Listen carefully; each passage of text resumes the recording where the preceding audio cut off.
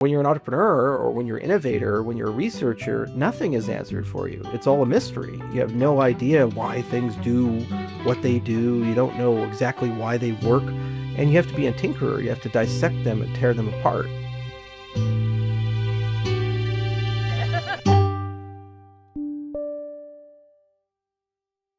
Hi, I'm Sarah Yun, and this is Humans by Socious, where we go beyond headlines to uncover the deeply human stories of changemakers.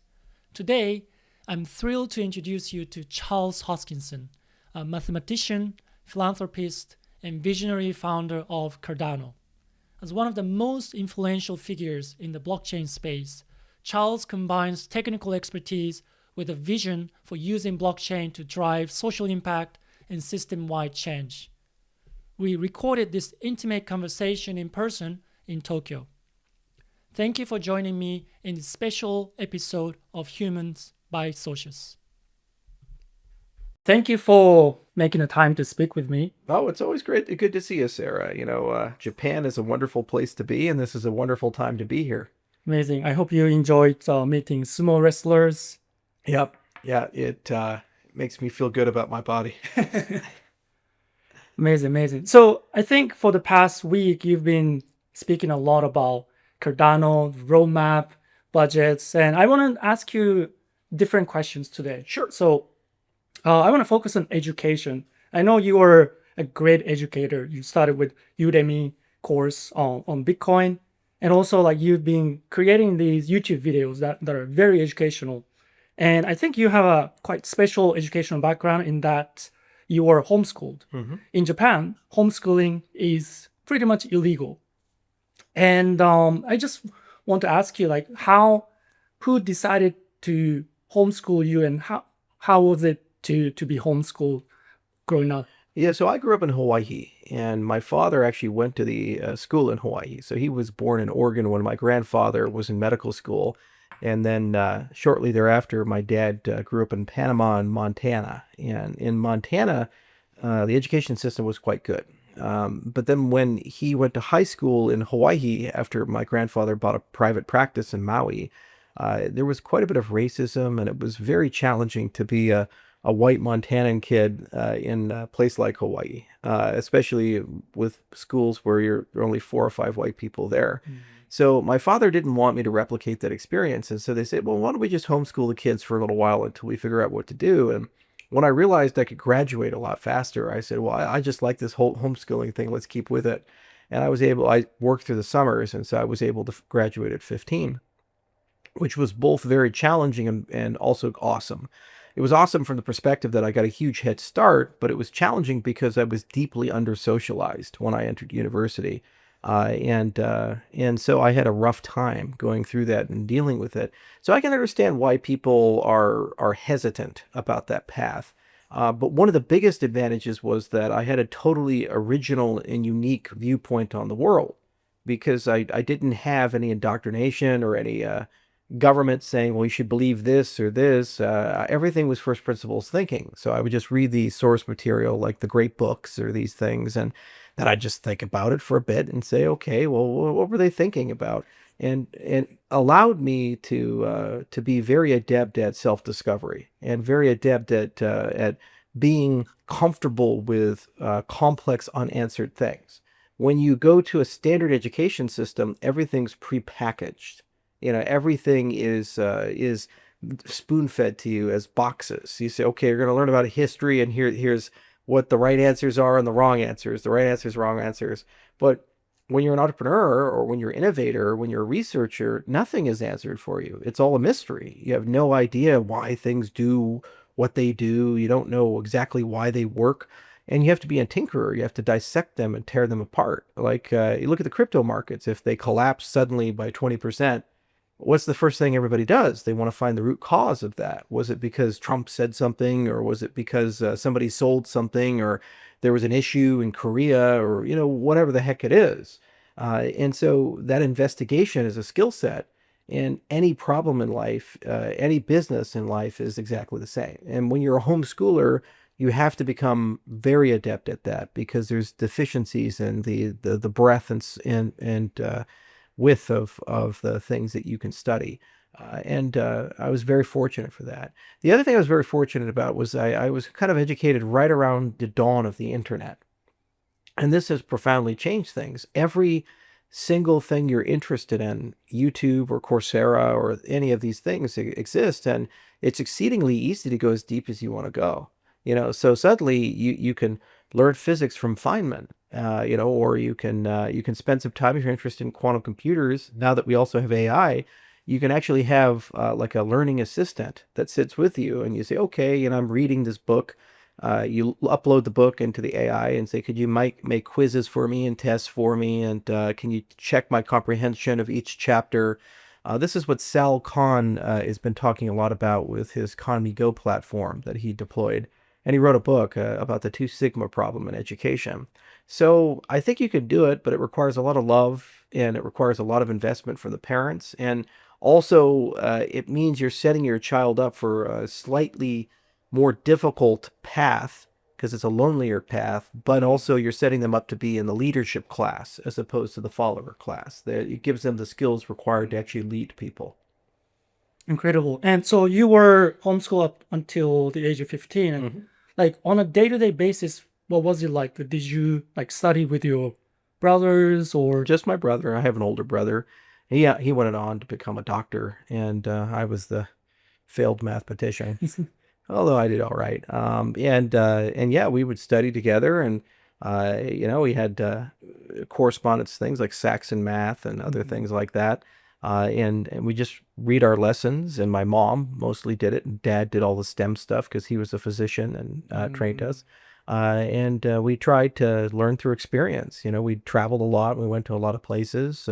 Read a lot of books. I really enjoyed the great books, and I really enjoyed history and biographies. And one of my favorite things to do as a kid was to read about great people. And some of my favorite authors, as I've gotten older, people like Ron Chernow, for example, and he writes these very long biographies on Grant and on Washington and Hamilton and so forth. They're like 1,000 pages long and deeply sourced, and it takes him 10 years to write the book. So it takes time to go through, but there's a richness about it because then you discover that everybody who did something of substance in life, they had struggle and studying that struggle and how they thought about it, how they overcame it.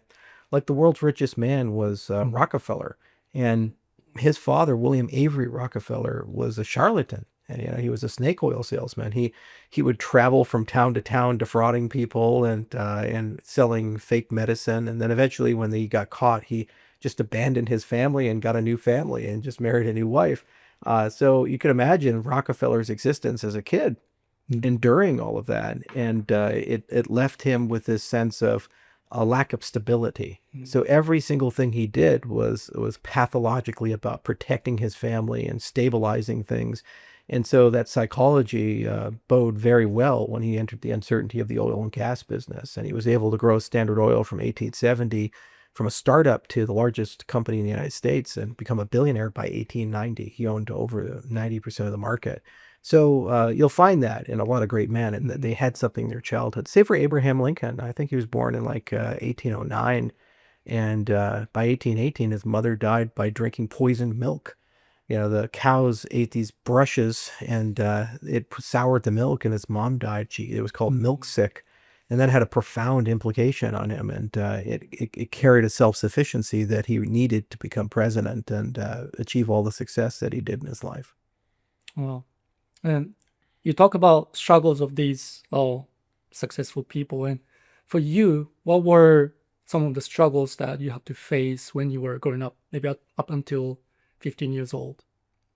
Well, I had mostly a sheltered childhood. My mom was very protective, and so I didn't have to like endure poverty and homelessness. Every politician wants to have you believe they grew up in a log cabin that they built themselves or something like that. By no means were we poor, and no means did we struggle much. I think the issue was that there was a very comfortable bubble, and to break out of that bubble was challenging for me, and it took quite a bit of time to work through. And we all do it in our own way. And the challenge is that when you have a very small social network and it's very tight knit, you like to build deep relationships with people and deeply understand people, and they give you the benefit of the doubt.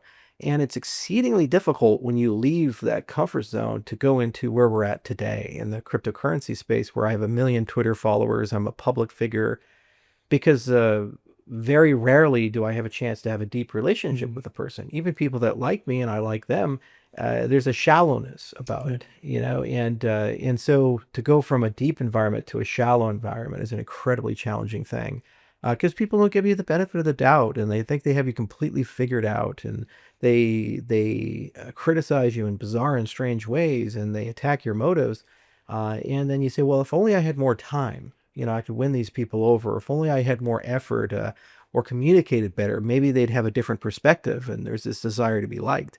But you can't be liked when you're on a scale of 1 million people or 10 million people. You can't be. It's not possible. You could spend every moment of your life fighting and fighting and fighting. And even if you convert 50,000 people, which is an enormous amount, 5%. So what do you do with the other 95%? So you have to develop an internal courage to be disliked. And that's very difficult from a homeschooling perspective, because when you go through normal high school, you get beaten up and criticized and all these things, and you don't have that same skin. You have a different skin. So that was a big adaptation challenge for me, and it took some time to navigate through. Yeah. And so at the age of 15, 16, you entered university. It's the first time that you were kind of in this social setting. What was the adaptation period for you? Well, I was lucky that I started in a community college. And so in America, we have junior college and then full college. So it's a 2-year university. And so I was there from roughly 15 to 18. I graduated with an AS. And I was a perfect student at 4.0. And, it was very easy for me. But all the other students were 30. Yeah. So I was 15 and they're 30. This is why I kind of like 70s rock and 80s, because their entire cultural frame of reference in 2004 came from the early 90s and late 80s, and some of them from the 70s. So when you're hanging out with everybody, you just kind of absorb that culture. And Hawaii also was kind of stuck in a time warp. So everything in Hawaii is like 15 years in the past, 20 years in the past. In fact, if you go to Maui today, there's still the Fun Factory out in nearby Kihei and all these other places I went to as a kid when I was like 5 and 37 now. So it's like, wow, how do these places survive? And so that was a little bit of a challenge, adapting and fitting into that crowd and trying to create a frame of reference. Because even if you're intellectually very strong, it's like socially you're just not there, especially if you were homeschooled. So it took some time to adapt there. The other issue is I didn't know what I wanted to be when I grew up. I had a tremendous amount of family pressure. And, you feel this a lot in the Asian cultures. It's like if your father's a doctor, your grandfather's a doctor, your uncle's a doctor. It's like, when is Charles becoming a doctor? So I started doing some of the doctor stuff. I became a certified pharmacy technician, and I did the EMT stuff and all these other things. I learned a lot about medicine. And I liked medicine as a field, but it was challenging because I was a systems guy. And I said, if you become a really good doctor, you spend your whole life, maybe the best outcome is you save 1,000 lives or 2,000 lives. If you're like a rock star, 5,000 lives. But a doctor doesn't get to influence the lives of millions of people or tens of millions of people. And then I got interested in mathematics, and I spent quite a bit of time there, especially after I graduated from Front Range. And I started at Metro because that's where my brother went. He got his degree in psychology there, and then eventually became a nurse, and then he became a doctor. So he went to Regis and then Rocky Vista. And Metro was not the appropriate academic environment for a guy like me. It was too easy to coast. A lot of people said, "What are you doing here?" So I transferred up to CU Boulder. I was there. I was smart enough to be in kind of a combined master's undergraduate program, so I could take graduate level math courses and undergraduate courses at the same time. And so I took topology and partial differential equations and all these advanced algebra courses and cryptography, and I learned enormous amount about the rigorous science of things. But I was completely lost because I had absolutely no passion for being a professor. So the medicine side wasn't working out, the math side wasn't working out. Women were quite interesting, and I was like, I need to do something because I'm wasting time and money, and I was always constantly in and out of the tank, and it was really hard to find my way, and I kind of stalled out. And a lot of kids who graduate early, yeah, they run into that same issue where they have a very strong start, and then they stall out, and they end up just basically, not doing substantive things. So at some point I said, I need to do something more meaningful. And so I went to politics because I was really passionate for a gentleman named Ron Paul, who was a libertarian candidate who ran for president in 2008 and 2012. And I learned an enormous amount about all this stuff like, Austrian economics and gold-backed money and, libertarian ethos. And it was great. It was like an intellectual renaissance. It was an intersection of all the things I like. There was a lot of history there, and there was a lot of deep math, especially on the game theory and economics side. Then there was a lot of political philosophy that was there. You got to learn a lot about voting systems and these things. But then also there was the art of politics, the persuasion, the rhetoric, speech writing, these types of things. So that was a tremendous amount of fun. The challenge was that, I wasn't in a position to be like professional politician or a position to do anything. I didn't have the pedigree for this type of stuff or the connections.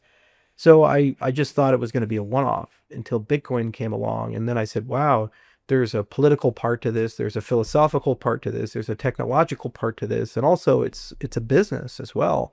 And so I was very fortuitous that I just happened to be in the right place at the right time, and I could stumble into the space and, kind of make my own way. Well, and your whole family is like doctors, like in the medical profession. Yeah, my brother's a doctor. My mom was a respiratory therapist. My dad's a doctor. Grandfather's a doctor. And, everything that's old is new again. So I actually work with my dad and brother now. I have 6 businesses. And the one I'm probably the proudest about is Hoskinson Health and Wellness. So it's a clinic up in Gillette, Wyoming. We have 13,000 patients. And it's probably this year or next year, depending on how you count it, will be the largest doctor family-owned and operated private clinic in the United States. So we have 40 physicians and mid-levels working with us. And it's a multi-specialty practice. So we have internal medicine and cardiology and nephrology and neurology and dermatology and surgery and all kinds of things. And we built it as a research clinic. So not only to get to practice medicine and think about public health for an entire town, but then we also get to study anti-aging and regenerative medicine, which is really fun. You get to read about stem cells and read about hyperbarics and think about peptides and all kinds of things. And it's a vibrant, wonderful market. It's called gerotherapeutics, and it's growing by leaps and bounds. In fact, the anti-aging market is growing faster than cryptocurrencies. So it's a great investment, but it's cool because it's a mixture of hardcore MD, PhD academics with crazy people like Dave Asprey, who are like biohackers, and they're injecting themselves with all kinds of crazy drugs, or Brian Johnson, for example, who's kind of like a vampire. Yeah, so there's a unique blend of people there, and it reminds me of the early days of crypto, where we got a little bit of crazy mixed with a little bit of brilliant, and it's hard to tell sometimes which is which. Yeah. And how does your family think about what you're doing? Do they know, like in blockchain industry, crypto industry, like? My mother was like, get a real job, get a for a long time. The moment that changed her opinion was when Larry King interviewed me. So Larry King was a very famous media personality, kind of like the Walter Cronkites, and he interviewed 7 presidents and all these very famous people. So I was interviewed by Larry King, and it went from, my son is going to go to prison and he's a bad guy.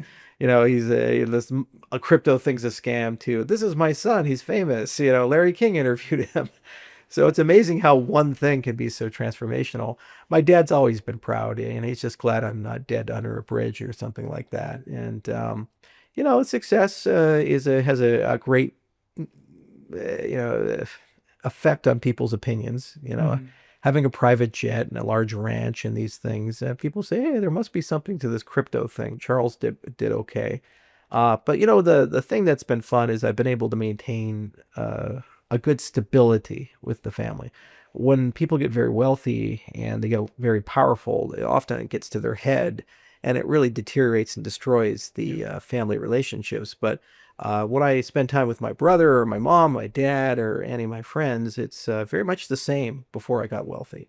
Mhm. So it's the same relationship, and nothing has changed much. I think that's the greatest blessing, is that the wealth didn't get in the way of the Mhm. relationships. It's good. It's good. So, you've met one of my kids, and so now, like, they're 5 and 3, my kids. I'm thinking about what is the best education that I can provide for my kids. If you had kids, like, how would you structure their educational environment?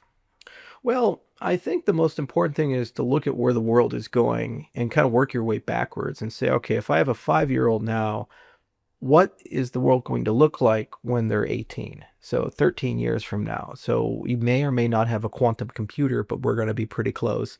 Artificial intelligence is going to be pervasive. It's kind of like watching the iPhone and then looking from 2007 to 2020. It's like cell phones became pervasive and they've integrated themselves in every part of life. So AI is going to be integrated in every part of life. And what's happened is that we are now, the pendulum is swinging back from capitalism embracing hyper specialization to embracing generalists. Mm. So back in the Middle Ages and the early Renaissance, you were rewarded for being a generalist. And so if you looked at all the great thinkers like Da Vinci or Yeah. any of the scientists like Leibniz or so forth, they were masters of all fields of science. It wasn't like they just did art or physics. They were mathematicians and physicists and biologists and chemists and metallurgists. Da Vinci made guns. I mean, they did everything, you know. And so the reason you could do that was that the individual scientific disciplines, they were quite shallow. So if you were well read, you could reasonably learn pretty much every field, and then you gained kind of an interdisciplinary knowledge of things. Well, with AI can go infinitely deep, and so you can be a professional dabbler. And if you know how to use those tools appropriately, you can emulate the expertise of someone who's spent decades in that particular field. A great example is that, because I studied math, I can read math papers, and I kind of reasonably can wander my way through more advanced topics, but I can't write the very advanced papers. I can't sit down and write a PhD level paper in analytic number theory, but I at least can read them. So with AI, I can actually write a paper, and it can put all those pieces in, and it can help challenge. And we're right on that level where within 1 or 2 generations, not only could I write a paper, I could write a paper on par with the top person in the field because I have that augmentation that's there. But it's not just in mathematics. We could do the same in computer science or metallurgy or whatever the field of science happens to be.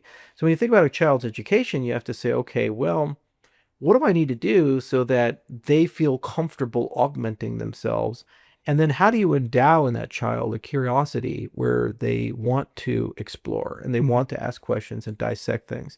So I'm a big fan of maker education, like buy them a Raspberry Pi or, get them a 3D printer and have puzzles to solve. And also the blending of the digital with the physical is very important. So many children, they know nothing of gardening, and they know nothing of the natural world, and they don't understand that the world around them is malleable. Everything can be dissected and taken apart, and you have some agency over it.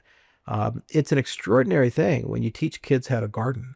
A friend of mine, Kimball Musk, has a not-for-profit in Colorado, and he builds these modular gardens, and he goes around all the school systems in Colorado, and he creates gardens there and teaches the kids how to do that.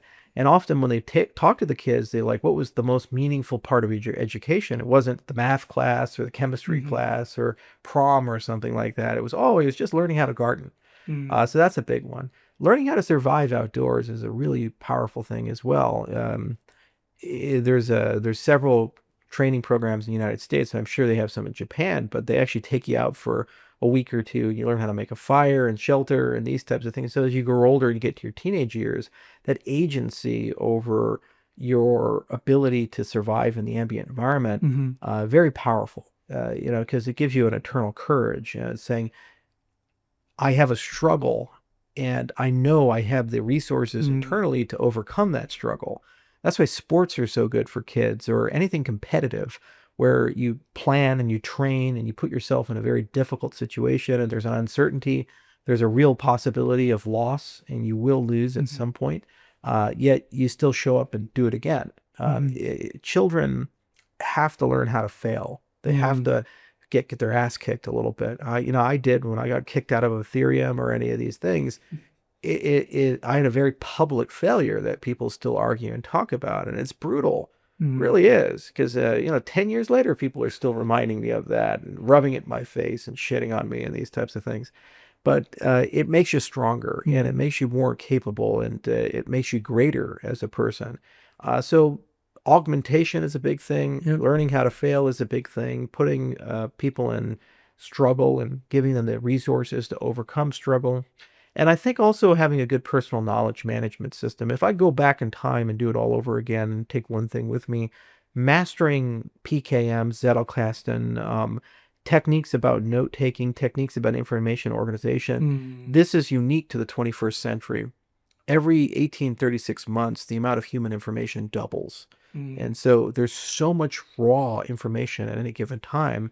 It's very difficult to sort your way through it. And young kids, when I was growing up, it's like we had a library and we didn't have the internet, it was just in its infancy. It was real easy to just go and like exhaust your source of information, and the world was very small. Now, everything is endless, and with generative AI, it is endless. If you want to go every day and generate another 50, 60 pages of content on something, you can, and the well will never exhaust. It just keeps getting deeper and deeper. So highly recommend they learn how Obsidian or Notion or any of these PKM systems work and how to use a PKM, how to do note-taking, what linked knowledge is about, knowledge organization, like there are techniques like Latch, for example. There's thousands of different ways one can think about that. It's less about the perfect way, and it's more about picking a way that works for them and then integrating that into every single thing that they do. And a corollary to that is becoming very good at checkpoints. So the daily note or the daily journaling, it's every study in psychology and every study cognitive neuroscience that's ever looked at this shows that people who journal are happier and more productive and live a better life than people who don't. Not by a little, but by a lot, usually more than 20 or 30% by every measurable metric. So daily journaling is just so important because it just helps organize you and helps orient you and helps you get to think about like what happened today, what's important today, what was meaningful today, and what's not meaningful. And also it inculcates this idea that you write to learn. You don't read to learn, you write to learn. You mentioned I'm a great educator. Well, all of that was just about me exploring the cryptocurrency space. Oftentimes, most of my whiteboard videos or other things were that I was actively exploring a concept with people and I'm kind of sketching it out. And by doing that, I gained a better comprehension or mastery of that particular concept. Kids, they're not taught that way. They're taught, oh, well, read your lessons, watch the videos, take the test, and you're done. It's like, no, you have to actually create knowledge to possess knowledge. So you have to read, but then you have to actually translate and write it down and educate and teach people. Well, AI is very powerful because not only can you journal now, you can have a companion that evolves with you and it can read all these things and you can teach it stuff and it can teach you stuff. And so this is what Sal Khan is trying to do with Conmigo. So let's say you're learning to program, you can show your program to the AI and then have a dialogue with it, and then it can give you recommendations and you can kind of walk a ladder and you can learn together. So never been a better time to educate kids. And you don't need to homeschool them. I just say you need to supplement the education. So when they get home and say, okay, you've been given a package and I understand you have to do it. It's the social contract of my country, and you just slide that package aside. But then on the other side of it is like to be a fully realized person, you have to learn the skills to overcome, and you have to learn the PKM, and you have to learn the human augmentation and all these other things. And if you do those things, no matter what they do in life, they're going to be happy, productive and confident, and they'll find their way and get there. And it overall, don't be too hard about it. No matter what you do as a parent, you're always going to screw something up, as you know.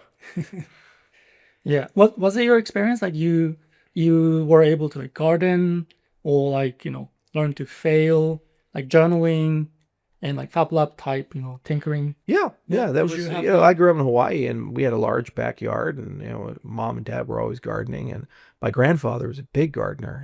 When he did his residency in Panama, he developed that mindset. And so every time I'd go over to his house, he'd give us crab apples and other things. And so that was always a lot of fun. I had a lot of treasured memories there. My grandfather on my mom's side had a big garden in the back. And Mm. little stuff like that, I always enjoyed it because it was like a little game. Like, and the only thing I could never keep alive were cactuses for some Mm. reason. Terrible with succulents. So it is what it is there. In failure, I did all the things a kid's supposed to do. I practiced judo when I was a kid and won some tournaments and lost some Mm. tournaments, and taekwondo later in Oh, me life. too. So little stuff like that really helped a lot. But I've had my fair share of failure, so I don't think I need any more of that. Amazing, amazing. So I think you learn a lot, not just through schooling, but reading books or maybe watching movies. And I know that you've shared some of the books that influenced your worldviews, like Yuval Noah Harari's Yeah. books and Ron Chernows, biographies, etc. How about movies? Like, what are top three movies that shaped your worldviews? Well, movies, what they've done for me is and I love movies. I love cinema. Good cinema. Bad cinema doesn't do anything for you. It's like fast food. It's empty calories. And too much of it really makes you dull. Um, Great movies, great cinema. It's an ode to something very foundational as a human, which is storytelling. The best people in life are good storytellers. They take you on an experience and they understand what your expectations are. And the game is to meet your expectations, but then exceed them or surprise them in some way.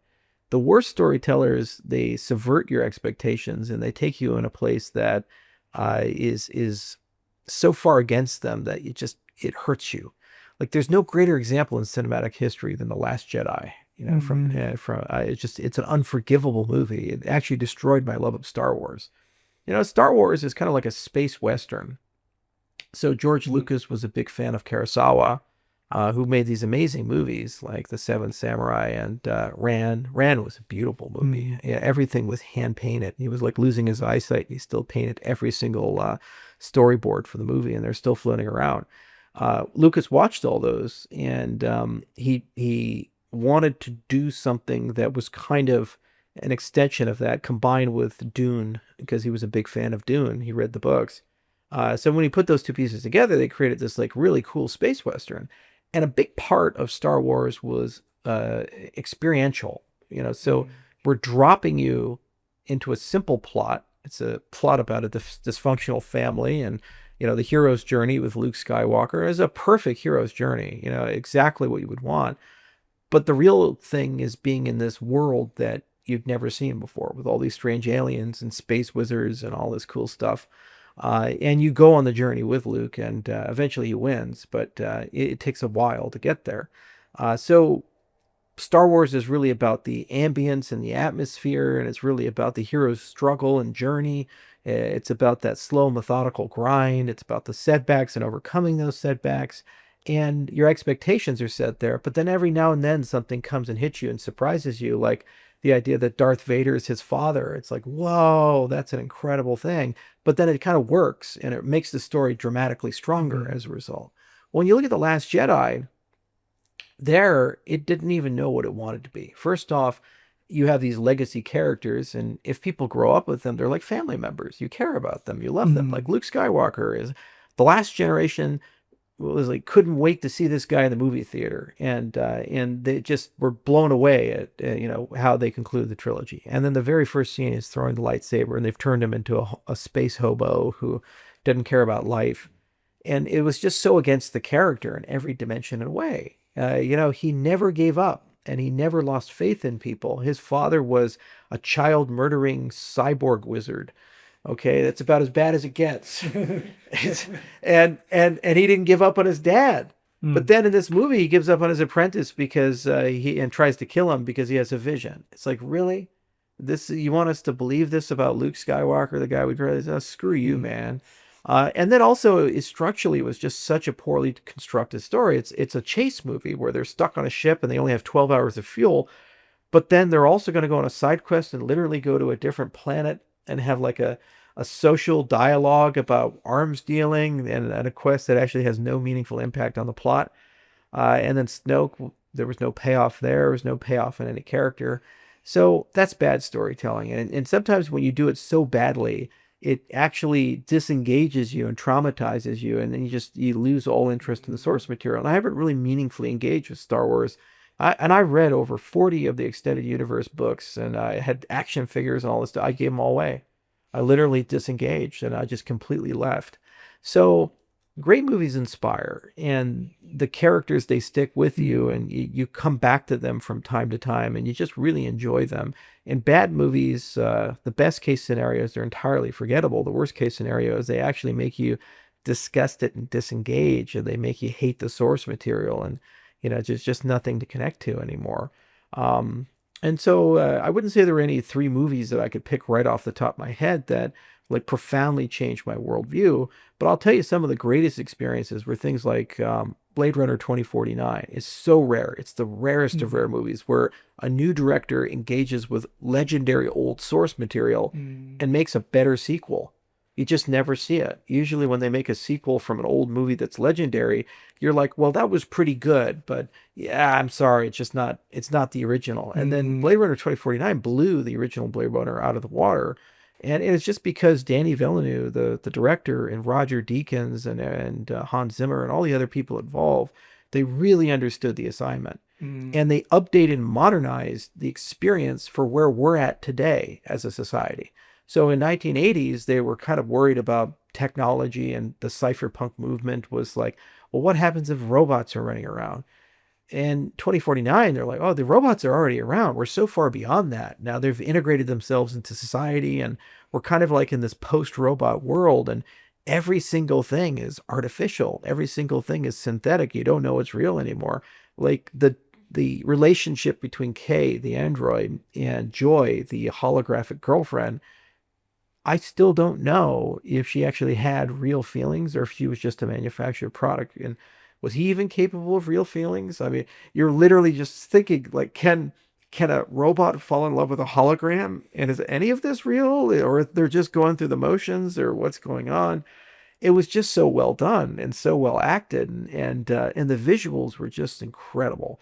If you make film, you live for those rare moments, like when they're in Las Vegas and it's a post-apocalyptic hellhole because a nuclear weapon had gone off, and there's all this red, and there's the bees in that scene, and you have Kay, the android, slowly walking towards the beehive, and you just have this perfect convergence of sound and visual, and it's just rich and thick. And I haven't seen anything like that since like 2001 Space Odyssey or things like that. It's just so rare in filmmaking to be able to deliver that type of cinematic experience to people. And it was just the one-off. It was just there in the movie. It's just, that's that milieu. It's the same with Star Wars. Like, you experience the ambiance of the world, or Lord of the Rings, especially the Fellowship of the Ring, where you experience the world, and part of the package is being teleported there. So I take those lessons and I say, can I build products that have that same wow factor and bring people into it? So the one that we're working on right now is Quantum Hosky, and that is everything in the kitchen sink. It's the okonomiyaki of product design, where we just threw everything together. We hope it's tasty. We hope you like it. There might be some dog in it. I don't know. I mean, it's pretty crazy, man. We just, whatever we had on the shelf, we put in there. So first off, I was really inspired by James Cameron with Avatar, where again, he took a very simple story. It's dances with wolves in space. But what he did is he showed you a new dimension. We'd never really seen, as a modern audience, a 3D movie that looked any good. So we go in and see Avatar, and we say, wow, this is absolutely incredible. It's an amazing experience. It blows my mind. So, he said, how about we do something where we show people something that they've never seen before, never experienced before. So studying mathematics, we have all these cool things we can do, tricks of the trade, and in hypergeometries and different types of geometries. And so what we're going to do is create a hypervoxel world. So voxels are kind of like an alternative to pixels, to polygons, excuse me. And they're like these little cubes. And you can build like a Minecraft style construction game, but instead of being three-dimensional, you actually have an extra spatial dimension and make it a four-dimensional world. Well, no one's ever seen a 4D world. We humans don't have a conception of that. We typically treat the fourth dimension as time. and we use that extra coordinate to project the changes in the XYZ through time. But what if you have a W? You actually have an actual spatial dimension, just like a vertical dimension. That's something people don't have any intuition for. They don't have any understanding for. So that's Avatar, because if you can pull it off, you've added another spatial dimension and it blows people's minds and they say, wow, that's really cool. But if it's a construction game, not only do you show them something, you can build in a four-dimensional space. And people have no intuition of how to build in a four-dimensional space. So that's going to be really, really fun. And then the other problem is, how do you orient people and kind of guide people through that and give them some inspiration? So then I said, there's this other thing called agentic civilization. So there's a company called Altera, and they're working on putting agents, AI agents in Minecraft and having them just play with each other, not humans. So they got 1,000 AI agents to play Minecraft. They created their own religion and their own culture and their own economy and all these amazing things. So I said it would be really cool to take all of those agents and put them in a four-dimensional world and give them a deep, rich background. And it's almost like watching an ant-hive or something like that. So there's a crafting component, but there's a simulation component. So we call it SimCraft, and we're putting those two components together. And then we said, well, let's just keep going down the rabbit hole. So then we are combining other things like I love meditation and brain-computer interfaces and these types of things. So I said it'd be really cool if you could create a mining algorithm where you could mine blocks in a cryptocurrency with your mind. So if you can meditate, you do that. And it turns out you can do that. We have an algorithm called Mindscape to do that. So we've been working on that. We're going to put that into the game world. But once you do it, then you know that you have proof of human because they have this headset and it shows a unique human brainwave for each person.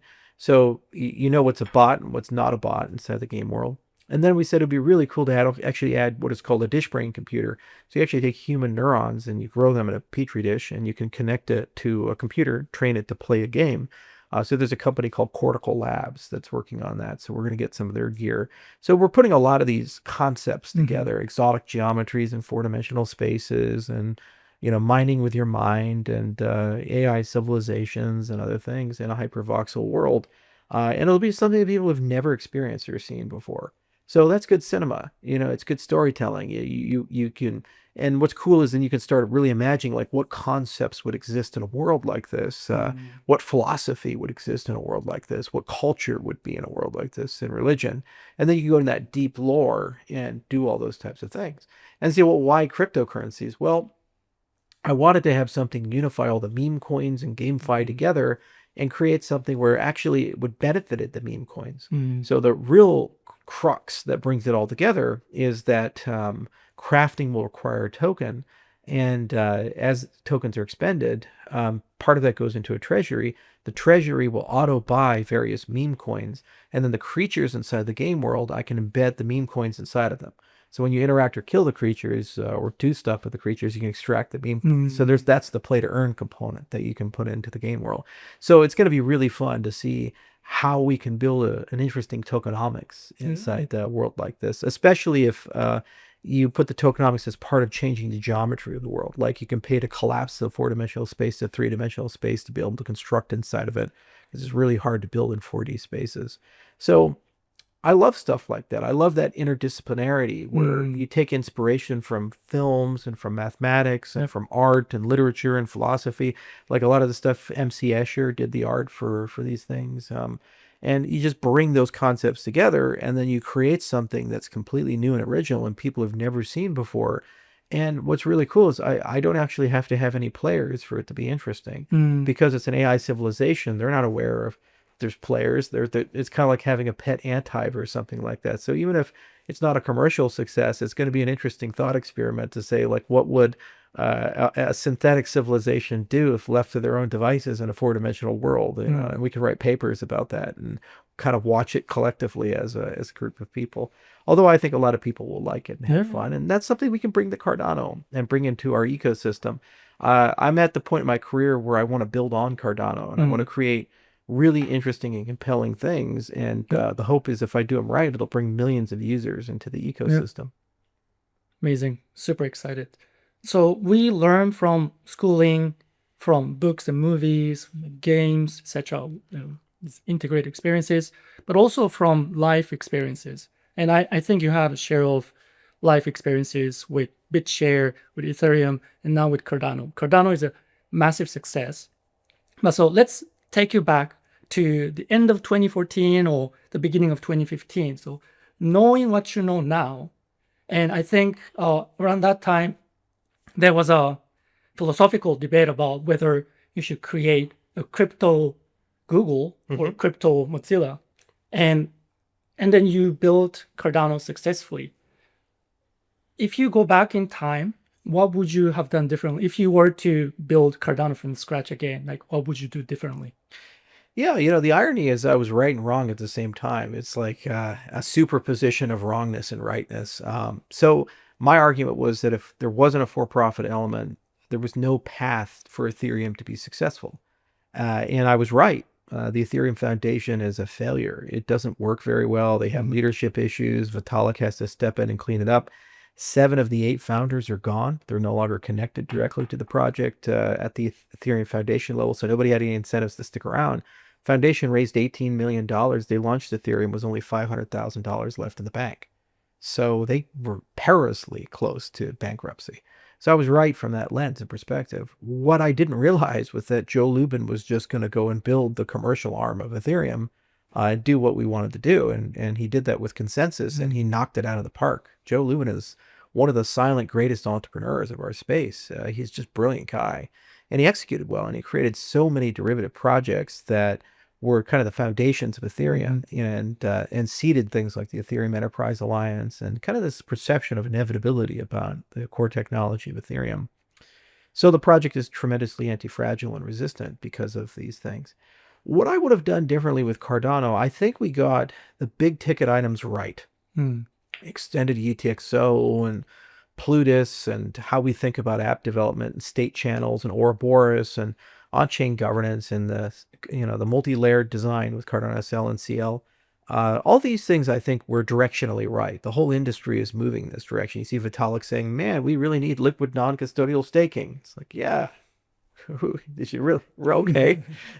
It's like, oh, UTXO is great. I wish we had it. It's like, really? Okay, all right. I guess they're creating like a constitutional committee now for Ethereum too. So directionally, I think we had a lot of great ideas. Where we ran into the issues is I wasn't a professional engineer, and so I overestimated our ability to write academic papers. I thought that was going to be the hard thing, is doing science. We have 168 scientists we work with, and we've written 240 papers. Like, we're really good at that. And so I overestimated how hard that was going to be. It was actually a lot easier than I thought it was going to be. I underestimated the engineering complexity. And so that's my fault. Had I been a professional engineer, there would have been some obvious things that I would have done very differently in the architecture of Cardano. I'd use a lot of standard technology like gRPC, would have had a service-oriented architecture, and really thought a lot more about how modern software is designed. A lot of standard frameworks for things. Probably a more standard language, although not for lack of trying. I really wanted to use a hybrid language. I looked at F# and I looked at Scala and I looked at Clojure, and I couldn't get there, with these things, either because .NET wasn't open source, or at the time, and Clojure, we just couldn't come to terms with Rich Hickey because we talked to his firm. And then Scala, we were waiting for Scala 2 to upgrade to Scala 3. So there was always a reason not to use one of these hybrid languages. So we ended up using Haskell because we thought we'd only be using that code base for about 3 to 5 years. We assumed that Haskell would be a perfect translational language from science to production. And then around 2025, we'd rewrite Cardano and have a multi-client environment. The problem is that we just got gummed up in a lot of things, and it slowed us down tremendously. So while we had the right idea and we eventually got to where we needed to go, it took years longer to work our way through it. And we had to kind of learn how to be professional engineers along the way. And there were a lot of quality of life things we could have invested earlier. Like, I regret that we didn't start Mithril a lot faster, and I regret that we didn't start with Yorol instead of Debris as the starting point. We could have easily had a browser-based wallet and had like a light client first and deeply integrated the browser side. And there was a window of time where we probably could have even created something like Brave and actually had that be the centerpiece of the ecosystem, because we knew Rich Hickey and we saw kind of what they were doing. And we didn't think it was possible to have the success that they do. Mm-hmm. But we'd been talking about ad models since we knew Ned Scott at Steam and all these other things, and so we kind of watched that grow up, and we could have easily gotten into the space and done that. Actually, with the resources that I spent on Ethereum Classic out of pocket, I probably could have built Brave. So it's like it's like, man, if I get a do-over there. So yeah, I probably would have used a different language, would have had a different approach, would have invested in proofs a lot earlier, like the Mithril environment, and brought them closer into Ledger. But on the other hand, the way we chose to do things attracted a very particular culture, environment, a group of people. So maybe we wouldn't have gotten all those people. Who knows? I think the biggest bet that didn't work out, that always made me sad, and it's a wound that will never quite heal, is the semantics-based compilation K framework work. When we were looking at Yella and K, we had written a paper, Bruno Paleo did it, where he called chimeric ledgers, where we wanted to combine an Ethereum-style account model with extended UTXO. And so we figured out how to do this. And the idea was that we'd have extended UTXO, and we'd have a Turing complete language with it, like Marlowe. And it would be very simple and almost quasi-fixed function, but enough for all asset issuance and financial transactions. It's super fast and easy to optimize. And then we'd have a account style side for complex smart contracts, and that would be built with K, and Yellow would be the virtual machine for it, and then it would have universality. So this was the island, the ocean, the pond idea. And so we had this idea that every time you wanted to support a new programming language, you'd write the K semantics of that language and register the language almost like a transaction. And then all I'd have to do is just go to every major programming language like Python and C++ and blah, blah, blah, and write the K semantics for it. It's a one-time thing. And then suddenly I can support it, and just auto updates all the compilers and all this stuff. And I was like, wow, that's so incredible. It's like a universal translator for all programming languages. And Cardano will be like the most awesome dev platform. So we had 19 people working for years with Grigori's guys at UIUC as a company called Runtime Verification. And we just could never get there. It was always like so close. And Grigori's guys and Phil Wadler and the other guys on the functional side, it was like oil and water. They just did not mix. They were always fighting with each other. So I pick a side, and I picked the extended UTXO side because I like long-term what it does for us. But I was always sad about that because it was such a wonderful part of the roadmap, and I thought it would have added a lot of value. And it's one of the reasons why we had, in 2021, lackluster smart contracts, because a lot of the things like, delimited continuation, so basically having the ability to pass off state to different smart contracts, the composability, composition, intents, event-oriented programming, data availability, I imagine that that's better served on the account side than the extended UTXO side for a variety of reasons. So we figured out how to do that in extended UTXO, but it was much easier to think around in the account style world. So in the original roadmap, it was planned there. When we cut the account side out, we lost all that. And so it was a lot harder to write smart contracts in Cardano. So I would have done that radically differently with everything I know now. We would have much earlier invested heavily in extended UTXO. We would have taken all the tricks and techniques like reference inputs and blah, blah, blah, all that stuff. And we would have built that almost immediately, like in 2015 or 2016. And we would have started building a dev ecosystem around it. And I would have started the Bitcoin DeFi side a lot faster, and had invested in BitVMX and these things and built that out. And then I think we would have won the entire fight. Yeah, because we're there now. We have Aiken and Plinth and all these other. It's just very easy to write a smart contract on Cardano. It was really hard back in the day. There's still some missing rough edges. Like we need a better Oracle game, a better DA game. And I agree with Seba that it'd be nice to have something like Starstream in our ecosystem. But that's kind of like top shelf next generation technology, folding schemes and things. There's no way we could have known how to do that in 2015, but we could have known how to do EU TXO back in 2015. And I wish we would have invested more heavily in it. In hindsight, probably written a Cardano in a different language as well.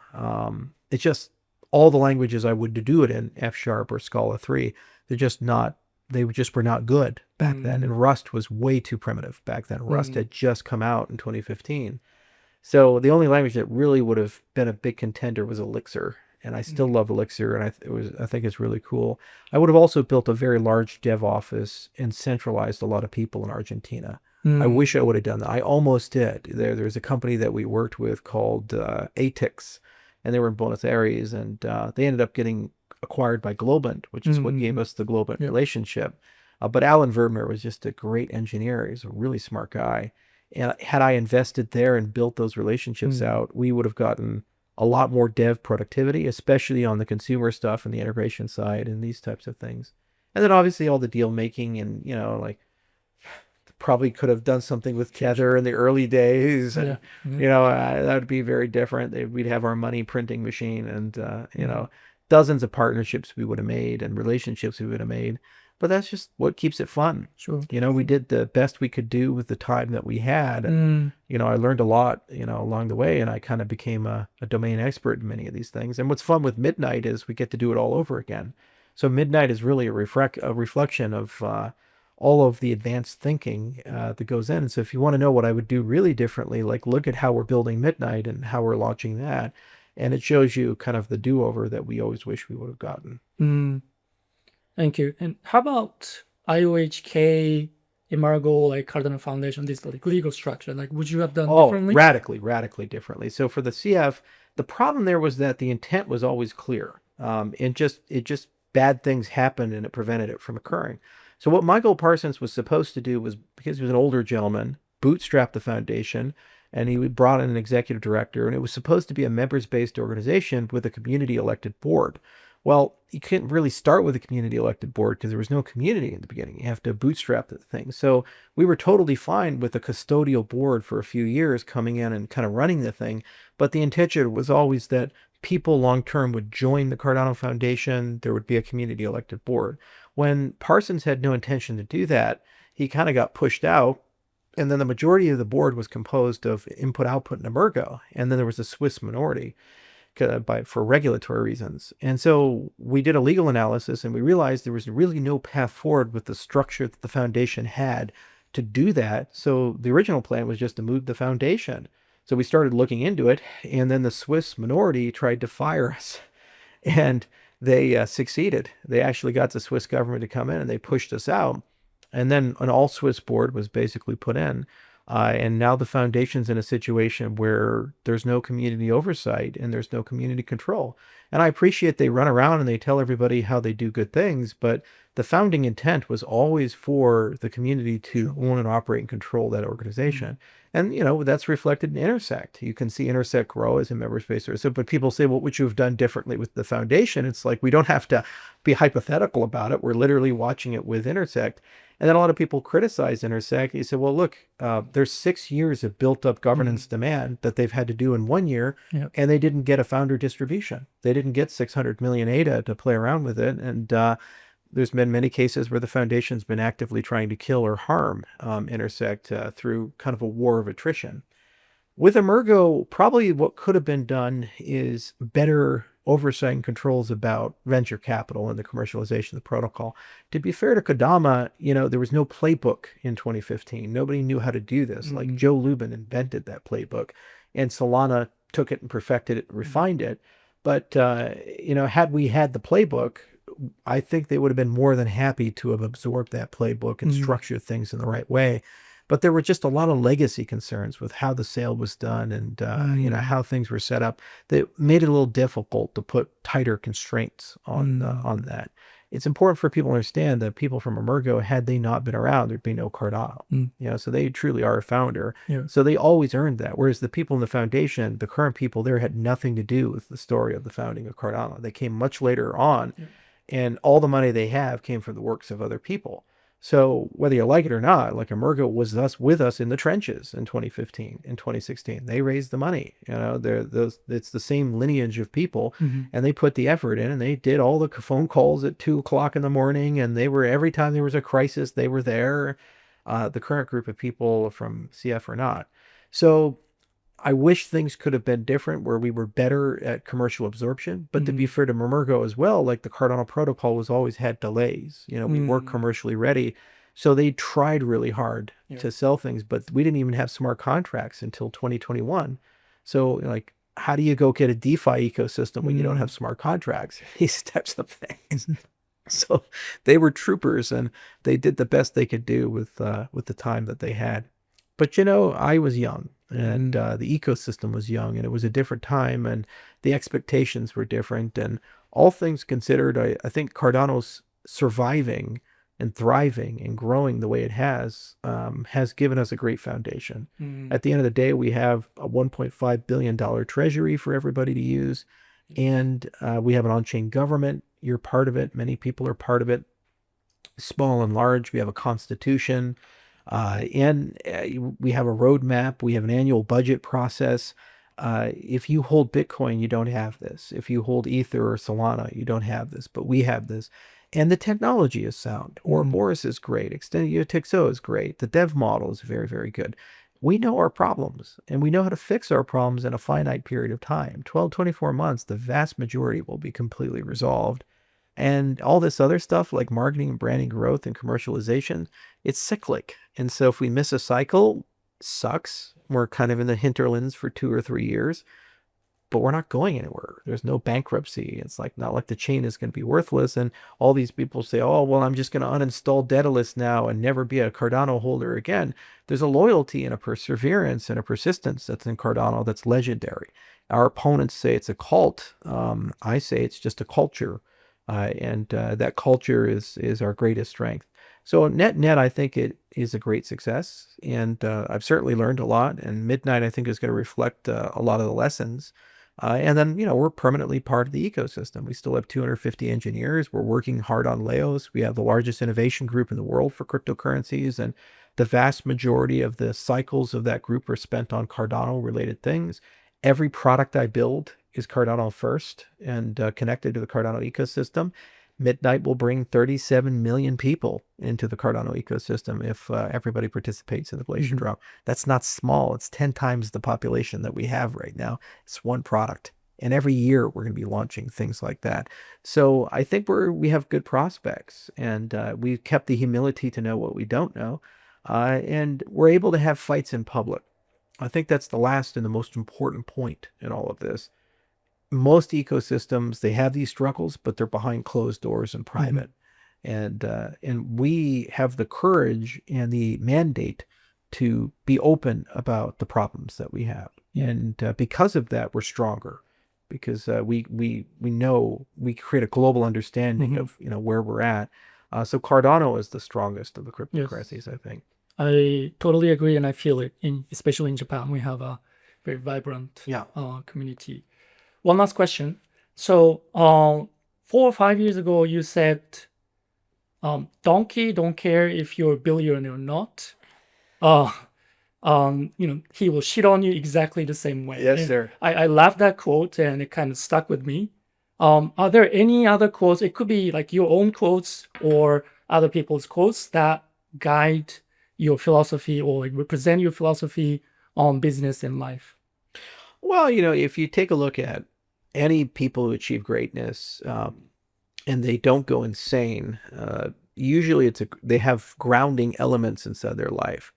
So like you look at Osaka. Osaka Castle was Toyotomi Hideyoshi, and he grew up poor and became like the guy, big guy. He would still collect eggs from the chicken coops, even when he was a big shogun. So you have to have regulating functions in your life. If you don't, you end up like Elon Musk, where you're calling astronauts traitors and retarded, and you're burning down this empire you've constructed. You have 13 kids from 5 different women, and you're just spiraling, because there's no shortage of people who are sycophants who will attach themselves to you like a lamprey fish to a shark and enjoy your wealth and power and prestige, but they don't contribute anything. They just take from you. And if you get too many of these parasites, you lose perspective and you lose reality. So the great part about nature is nature doesn't have an understanding of things that are important to humans. Donkeys don't know you're a billionaire. They don't care. They'll treat you the same way that they treat pretty much anybody else. And so there's a great healing effect with being around animals. In fact, in prisons in America, done a lot of experiments giving cats and dogs to prisoners. And if you look at recidivism and violence and other things, almost all of them do dramatically better when they have an animal, because the animal grounds them. And also the animal is the only thing in their life that doesn't judge them. When you're a bad person, you've done some horrible thing, your dog doesn't know. It loves you just like you're a regular person. So that compassion and empathy that the dog has actually helps you and grounds you. So it works in both directions. It helps moderate greatness, but also it redeems bad things that people have.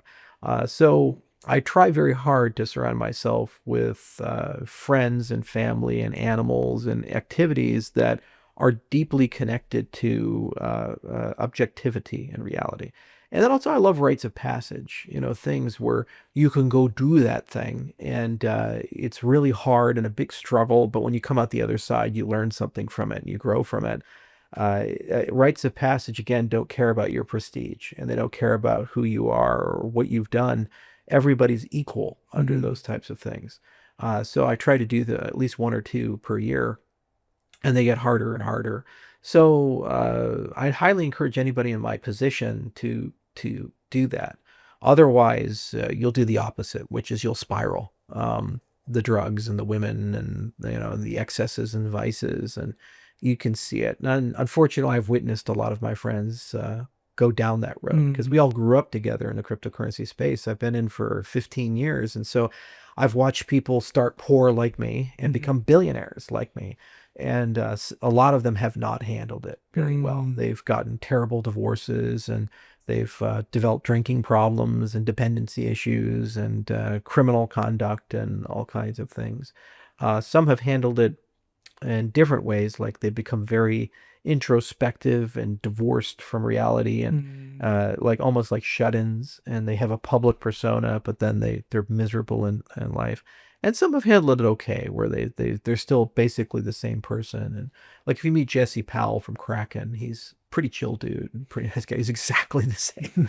He's probably worth like $15 billion or something like that, because he was an OG of OGs in the Bitcoin space. But he's exactly the same guy that you'd know from 10 years ago. And that's pretty cool. So it's a mixed bag, but it's nice because you can kind of check in, and we all talk to each other from time to time. We say, hey, how you doing, and where you're at. Also, just a way to disconnect from the social media. I got to figure that out. Social media is toxic. I see where Musk is at, and I think 90% of that is being on Twitter 24 hours a day, 7 days a week, and what it's doing to his mind. And it's not healthy, and it's diminishing such a great man. So I think there's got to be a better way of thinking and dealing with that. And we might make some strategic acquisitions and changes where I can turn my Twitter account over to something a bit more productive, and I can get more into deep focus for 2025. Thank you. Thank you so much for your time and openness. Yeah. Really appreciate it. It's been fun. It's been a lot of fun. Thank you for joining me in this special episode of Humans by Socious. If you enjoyed this conversation, please subscribe on YouTube or your favorite podcast platform. I'm Sarah Yoon, and I'll return soon with more authentic stories of changemakers.